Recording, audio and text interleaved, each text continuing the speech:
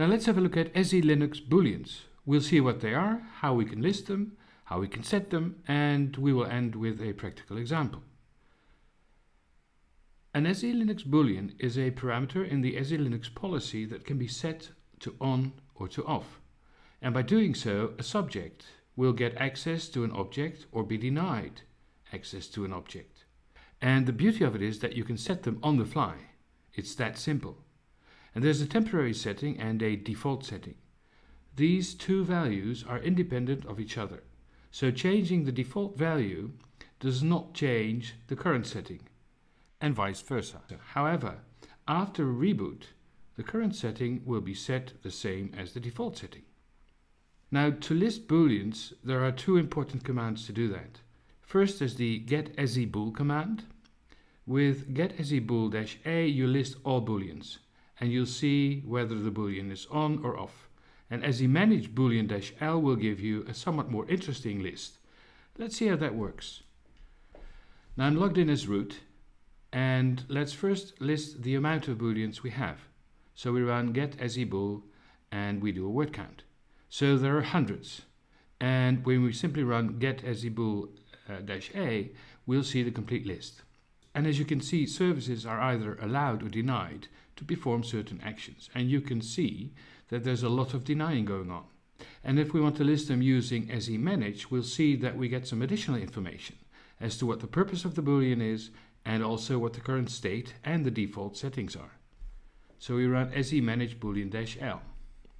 Now you can enable and disable booleans on the fly. In fact, there's two common commands we can use for that. So we can use setSEBool and SEManage boolean to turn them on or off. And with setSEBool, we can also change the default value. Now let's have a look at an example. There's a boolean with regards to NFS and OpenShift. And as you see, its current state is off, but it's also off by default. So that's the permanent setting, so to say. So we change the current setting to on, and we check and see that the current value is on, but the default value is still off. So a reboot will give us a denial of service again. And if we want to change the default, we can use the capital P. So we check it again, and now we see that the default parameter is also set to on. So if we reboot the machine, this will be on. And now for a practical example, let's set the usage of home directories for websites open to SELinux. The boolean httpd enable homedirs default setting says that users cannot run web pages from their home directories. Now let's have a look at that. In my system, I've got a user, Rocky, and I create a public.html in his login directory. Then I create an index.html and set the correct permissions to be able to access all files in the HTML environment. And of course, I should add HTTP to the firewall daemon, if I've got firewall-d up and running, obviously. And finally, we allow Rocky to create his own web space, so we chown all the files in the public HTML directory. So now we first enable and start HTTPD.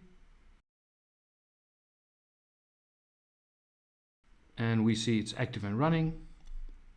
Next thing we do is we enable the use of userdir directories for public HTML by editing the userdir.com file. So we set the userdir to enable, and we allow the use of the public HTML directory. And we restart HTTPD. Now let's access the web server. I've got eLinks, which is a very cool text-based browser, and connect to Rocky99. And this works as I can see the text page. Then I open a second URL to Rocky's environment, and I get a permission denied. This is SELinux stepping in. So let's fix that using a boolean called httpd_enable_homedirs. Now we simply set it to on. Then we check its setting, and we try the URL again. Now it works, so we're very happy and we're done. So in summary, booleans are tunable parameters in the SELinux policy which determine that access is allowed or denied to particular services. And booleans can be turned off or on temporarily as well as permanently.